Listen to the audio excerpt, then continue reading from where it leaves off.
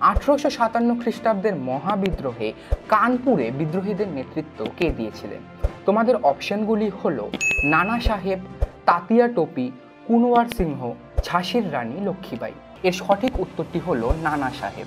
নানা সাহেব কানপুরে বিদ্রোহীদের নেতৃত্ব দিয়েছিলেন এবং 1857 খ্রিস্টাব্দের মহাবিদ্রোহে নানা সাহেব যখন ব্রিটিশদের হাতে পরাজিত হন তখন তিনি নেপালে পালিয়ে গিয়েছিলেন। তোমাদের জন্য দ্বিতীয় প্রশ্নটি হলো বাংলার মুকুটহীন রাজা নামে কে পরিচিত ছিলেন? তোমাদের অপশনগুলি হলো সুভাষচন্দ্র বসু, রাজা রামমোহন রায়, রাধাকান্ত দেব এবং সুরেন্দ্রনাথ বন্দ্যোপাধ্যায়।